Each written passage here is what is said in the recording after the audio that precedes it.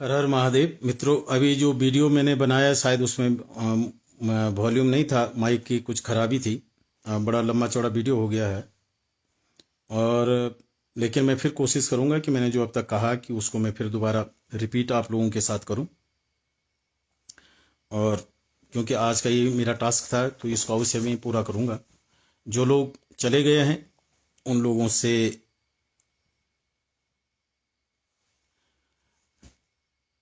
उन लोगों से निवेदन कि फिर आए। नारायण की आज मूर्ति पूजा को लेकर के हम तीसरी वीडियो बना रहे थे। और आज तक आपने वीडियो में जो अब तक देखा, दो वीडियो हम मूर्ति पूजा को लेकर के बना चुके थे। आज ये तीसरा वीडियो और अंतिम वीडियो है। तीसरा और अंतिम वीडियो का जो सार स्वरूप है मैं उसको आप लोगों के साथ शेयर कर रहा हूं। कि प्रश्न ये था कि मूर्ति क्या आशीर्वाद दे सकती है कि नहीं, मूर्ति आशीर्वाद दे सकती है कि नहीं, ये हमारा प्रश्न था। तो नारायण, आपको कुछ एक उदाहरण देना चाहूंगा। कुछ एक उदाहरण इस प्रकार से है कि एक बंदूक है, बंदूक में गोलियां भरी हुई हैं, लेकिन वो अपने आप चल नहीं सकती। उसको चलाने के लिए एक व्यक्ति चाहिए और जो जीवित हो वही उसको चला सकता है। तो एक जो मुर्दा चीज है जिसकी अपनी कोई ताकत नहीं है, उसका संयोग जब एक चैतन्य जीव से होता है तो वो ताकतवर बन जाती है और वो किसी को मारने लग जाती है। ठीक इसी प्रकार से राष्ट्रीय ध्वज, भारत का तिरंगा आप देखेंगे तो भारत का तिरंगा जो तिरंगा है वो कपड़े का एक टुकड़ा मात्र है। और उस टुकड़े में इतनी ताकत है नारायण कि उसमें तिरंगा है, 3 रंगों का वो तिरंगा है।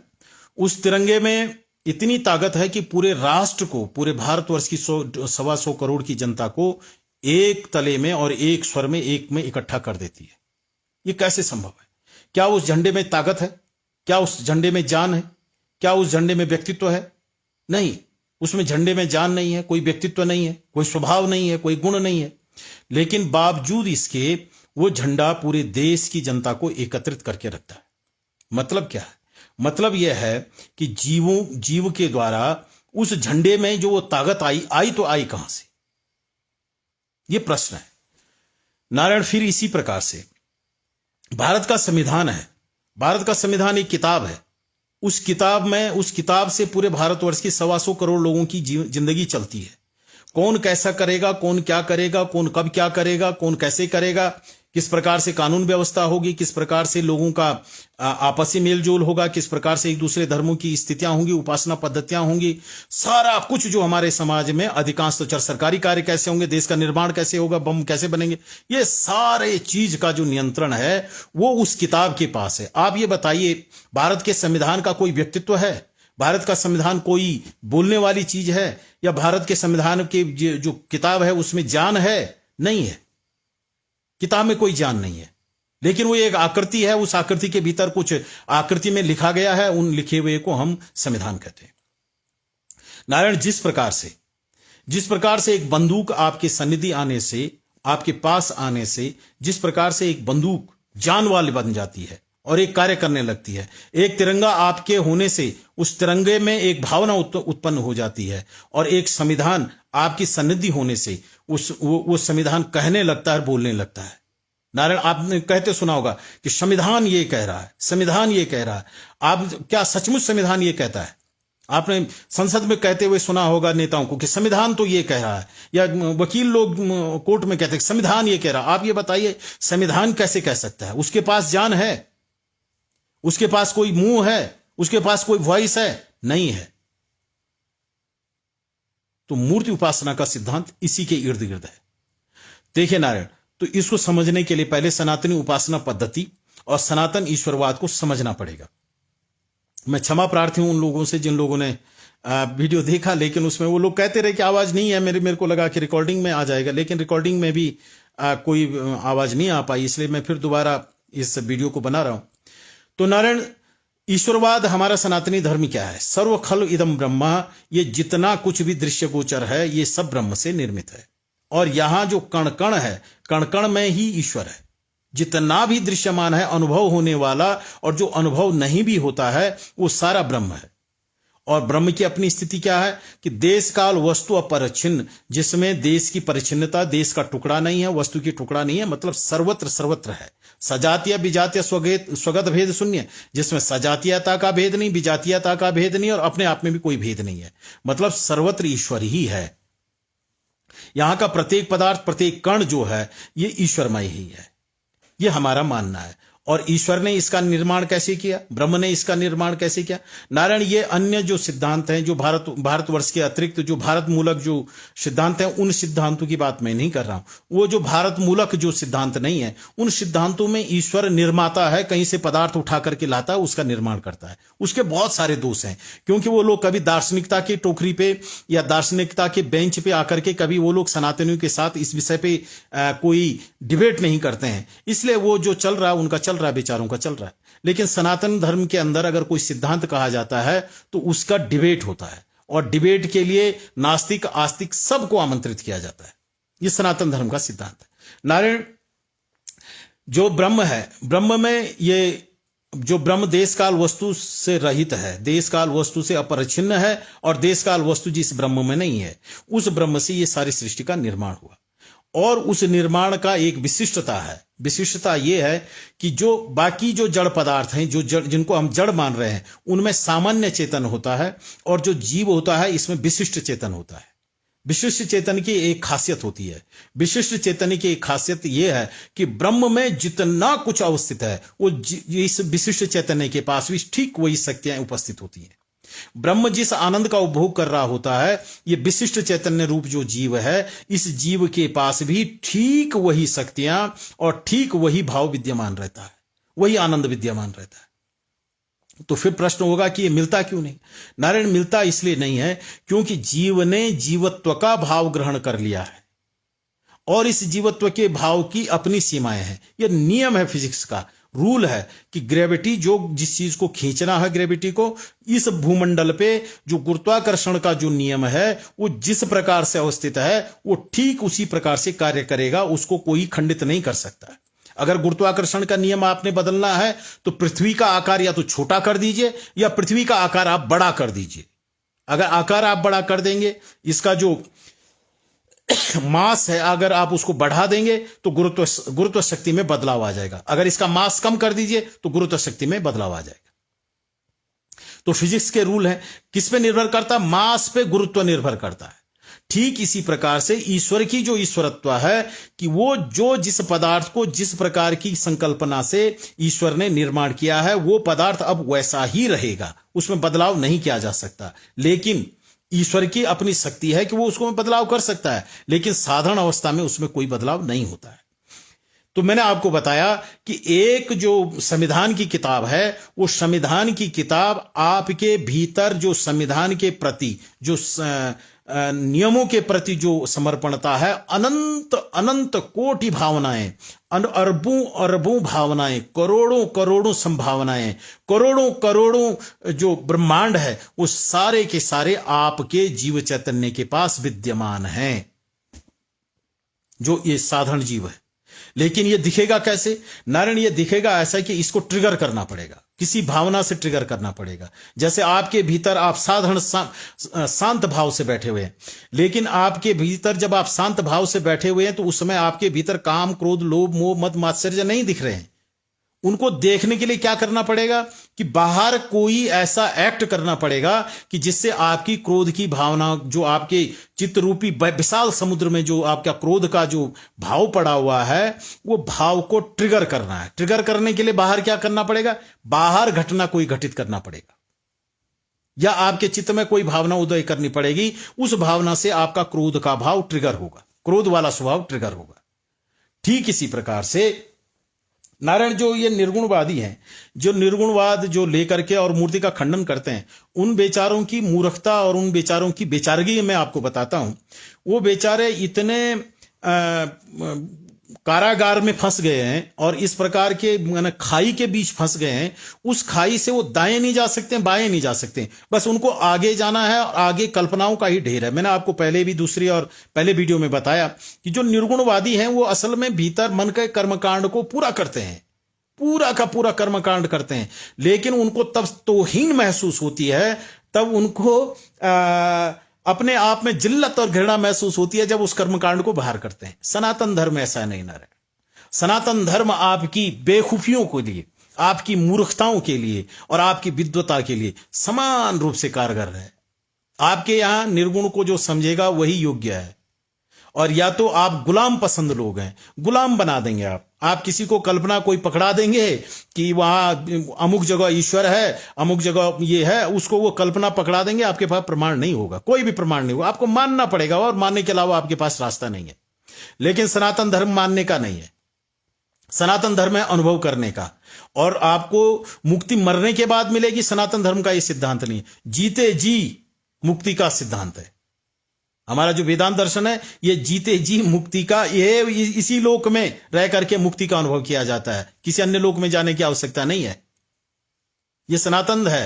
अहो अहम नमो मह्यम एको हम देहवानपि क्वचिन गंता ना गंता व्याप्तम विश्वम अवस्थितम। ये मुक्ति की अवस्था है कि मैं न तो कहीं जाता हूं न कहीं से आता हूं, यहीं रह करके मुझे मुक्ति का अनुभव होता है। ये पाखंड नहीं है नारायण, ये अनुभव है। ये जीव चेतना का विकास किस स्तर तक किया जा सकता है, इसको सिर्फ समझाने में सनातन धर्म है संभव। बाकियों के पास जाएंगे, बेचारों के पास ऐसी परतंत्रता बढ़ी हुई है कि उनको मानना है, मानने के अलावा और कुछ नहीं है, कोई सबूत नहीं है।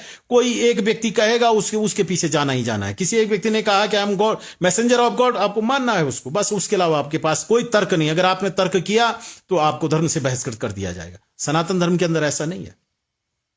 सनातन धर्म के अंदर आप अनंत संभावनाओं को लेकर के, अनंत उपासना पद्धति को लेकर के अपने स्वभाव गुण धर्म के अनुसार आप उपासना कर सकते हैं।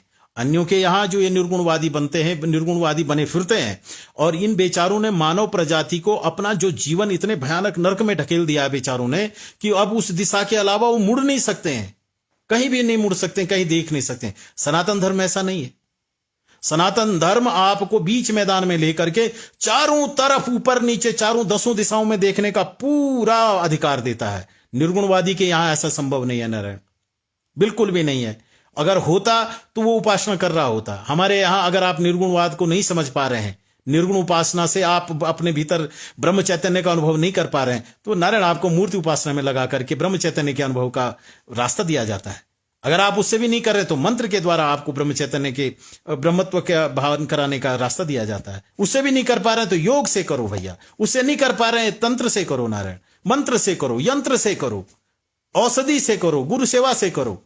नाना प्रकार के रास्ते हैं। और गजब यह है कि अगर आप ब्रह्म उपासना करने से सफल नहीं हुए तो आप क्रिटिसिज्म कर सकते हैं। ऐसा नहीं कि आपकी मुंडी उतार देंगे, ऐसा नहीं, ऐसा नहीं। या आपको धर्म से बहिष्कृत कर देंगे, या आपको यह माना जाएगा कि भगवान की शान में आपने गुस्ताखी कर दी। नहीं नहीं नहीं, कोई नहीं। क्योंकि मानव के स्वभाव के, मानव के बचपने को, मानव की उच्छृंखलता को, मानव के चिड़चिड़ेपन को, मानव के अज्ञानता को ईश्वर स्वीकार करता है। इसलिए उसको कोई चिड़ नहीं होती है। वो जानता है मैंने क्या पुतला बनाया और क्या नहीं बनाया है। उसको लेकर के वो दंडात्मक कार्रवाई नहीं करता है नारायण, नहीं। इसलिए साधना पद्धति और उपासना पद्धतियों का विशाल और विशद है। और उपासना पद्धतियों में आप देखें, आपको काली की उपासना करनी, आप काली की उपासना करिए। आप विष्णु की उपासना करना चाहते हैं, विष्णु की उपासना कर रहे। शिव जी की उपासना करनी, आपने शिव की उपासना करिए। आप जिसकी उपासना, आपकी रुचि, मत, भाव और संस्कार के अनुसार जो उपासना करनी हो, उस उपासना से आप ईश्वर की उपासना कर सकते हैं। आप उस ईश्वर को यक्ष मान करके उपासना करिए, आप उसको अग्नि मान करके उपासना करिए, आप उस ईश्वर को इंद्र मान करके उपासना करिए। नारायण 33 कोटि प्रकार से, 33 करोड़ प्रकार से आप ईश्वर की उपासना कर सकते हो।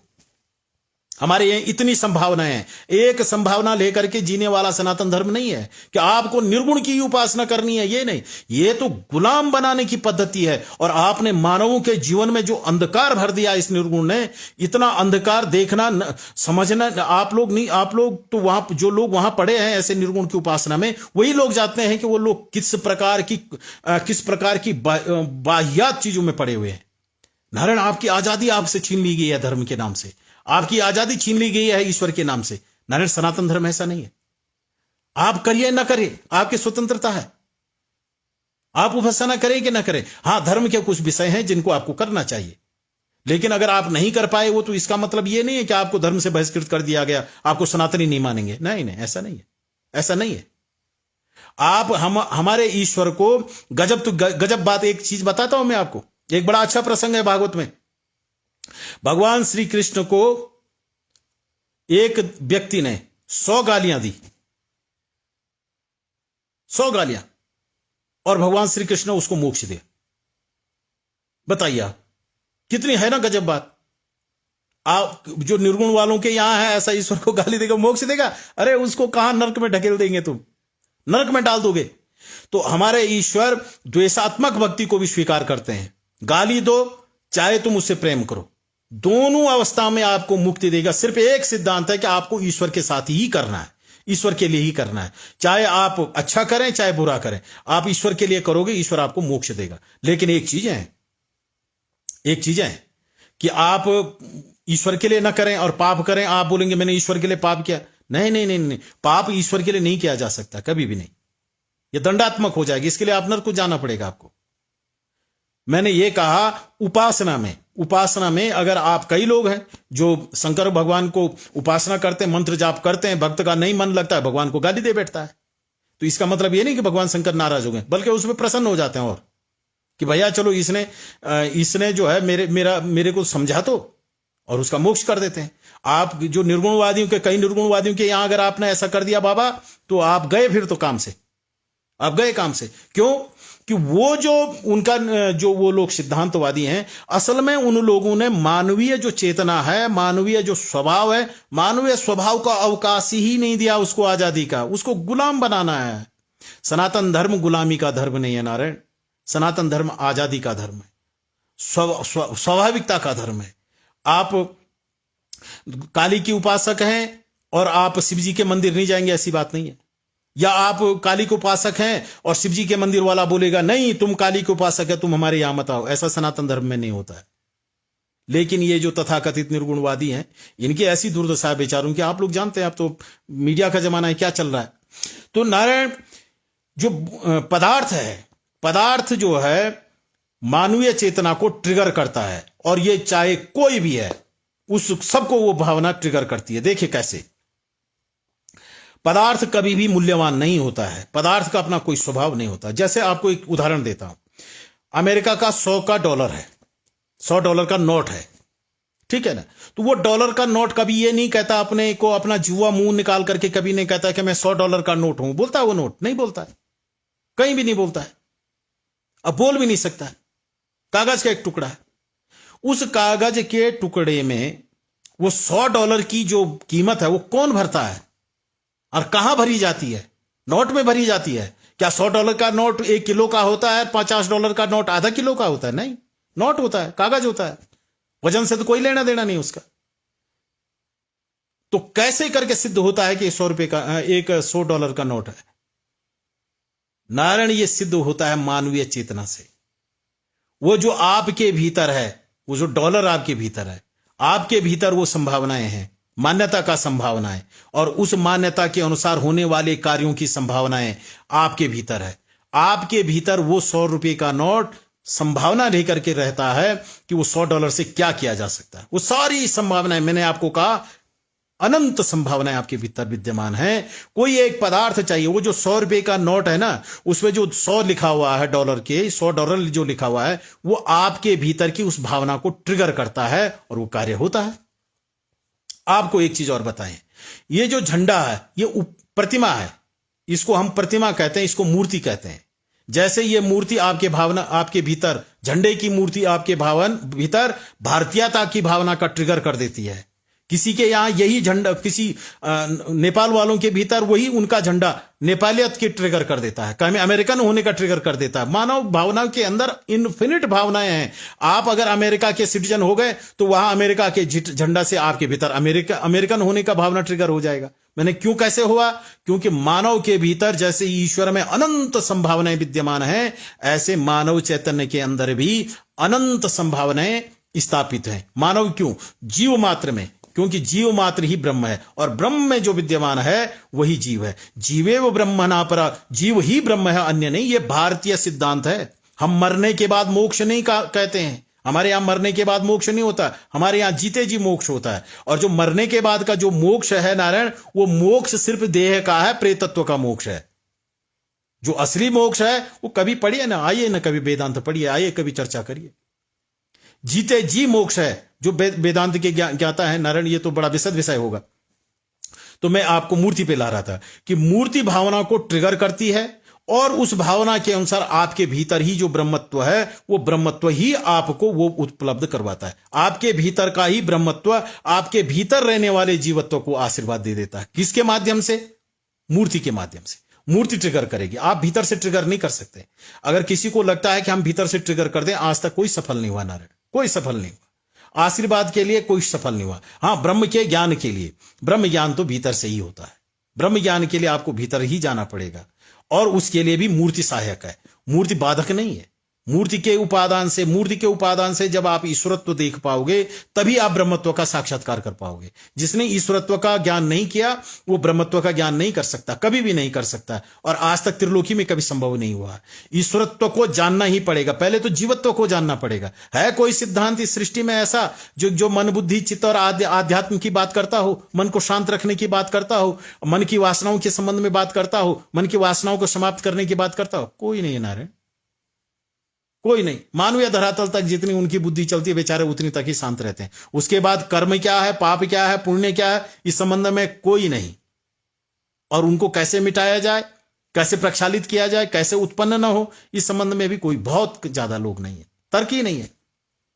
तो अब यह सिद्ध हुआ कि मैंने आपको कई उदाहरणों से समझाया कि मूर्ति जो है जीव के भीतर रहने वाली भावना को ट्रिगर करता है, और उस ट्रिगर होने से ही जीव के भीतर मूर्ति से ईश्वरत्व का साक्षात्कार होता है। एक भाग।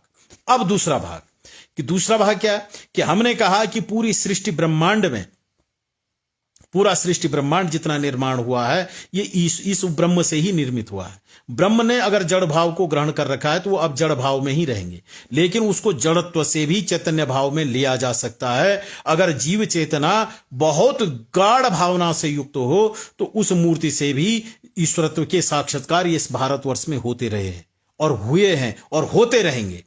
जिन लोगों को यह विज्ञान पता नहीं है, वो लोग मूर्ति उपासना को लेकर के हास्य करते हैं। बेचारों ने अपने जीवन की जो संभावनाएं थी, समझ लो कि आपको बंबई जाने के कई रास्ते हैं, और उनमें से 1000 रास्ते हैं। आपने जो है सारे रास्ते बंद कर दिए, और एक ही रास्ते से आप जाना चाहते हैं। आपने कहा कि नहीं, इसी रास्ते से जाएंगे। तो आपसे बढ़कर के मूर्ख कौन होगा, आपसे बढ़कर के पाखंडी कौन होगा कि आपने अनंत रास्तों में से सभी रास्तों को नाश करके एक ही रास्ता आपने चुना? ये तो पाखंड है, और मानव के साथ, आने वाली पीढ़ियों के साथ आपका जो छलावा है, और आपने जो हिंसा की है, इस हिंसा का कोई निदान नहीं है। इसलिए नारायण, बहुत सावधान होइए।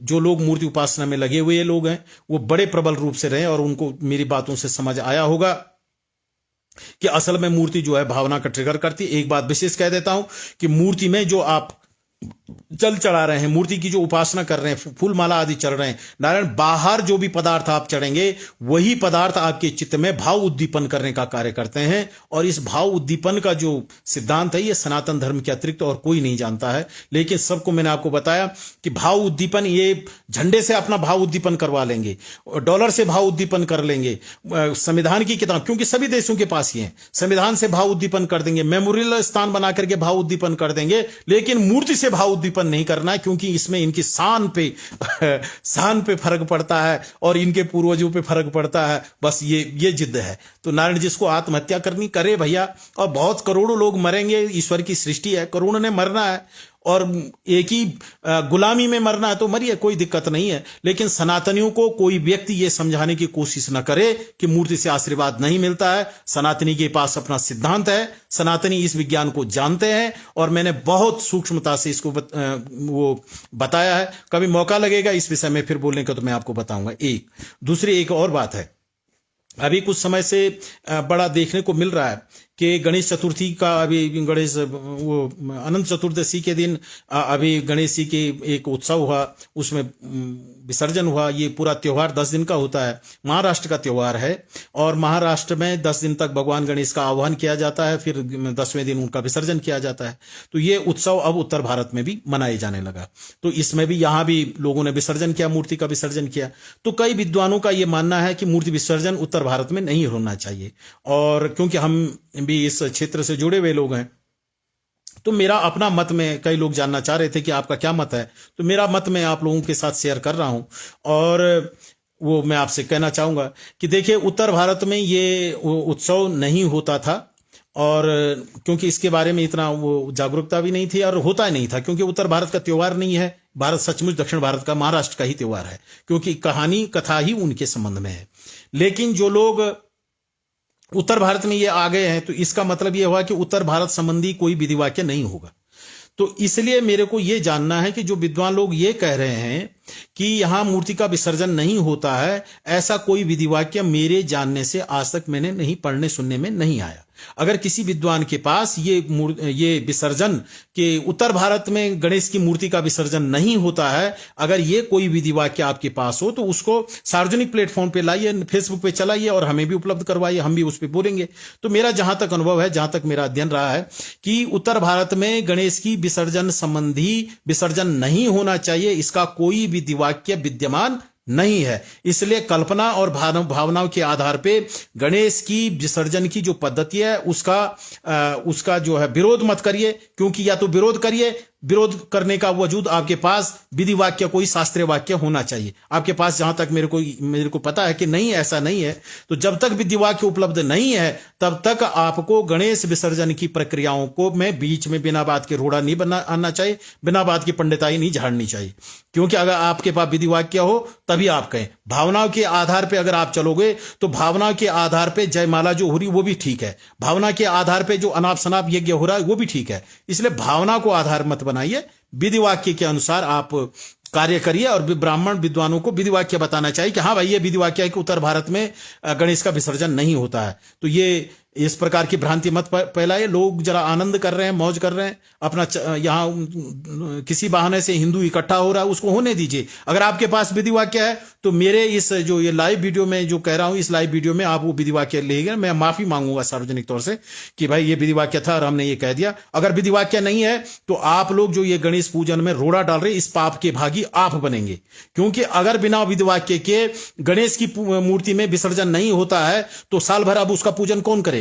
उस पूजन खंडित होने का पाप कौन भोग करेगा? उस पाप को भोग करेगा वो ब्राह्मण, वो व्यक्ति जो इस समय गणेश की विसर्जन का जो विधान जो महाराष्ट्र में चला आ रहा था, उस विधान के अनुसार अगर यहां भी वो विसर्जन हो रहा है तो उस विधान के अनुसार ठीक है।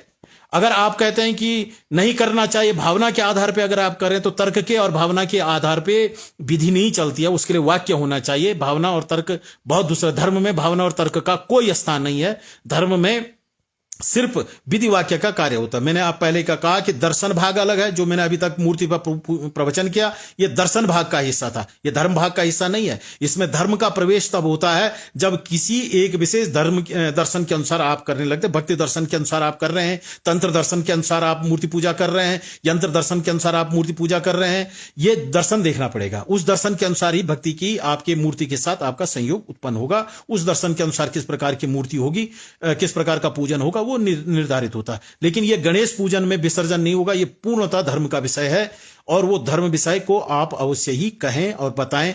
मेरे को वो जो जिन भी ब्राह्मणों ने या जिन भी आचार्यों ने इसका विरोध किया है, कृपया उनसे हमारी हाथ जोड़ करके विनती है कि वो विधि वाक्य हमें भी उपलब्ध करवाएं, ताकि इसमें हम भी बढ़ चढ़ करके आपका साथ दे सकें। अगर आपके पास विधि वाक्य नहीं है तो गणेश विसर्जन न करके जो साल भर मूर्ति पूजन नहीं होगा, उस प्रेत मूर्ति जो बन जाएगी, उसका जो पाप लगेगा वो पाप आप ब्राह्मण को लगेगा। लोग तो अपना विसर्जन कर रहे थे, आपकी वजह से वो विसर्जन नहीं हो पाया, तो उसका पाप लेने के लिए तैयार रहिए, या तो आप जो है विधि वाक्य उपलब्ध करवाइए। हर हर महादेव।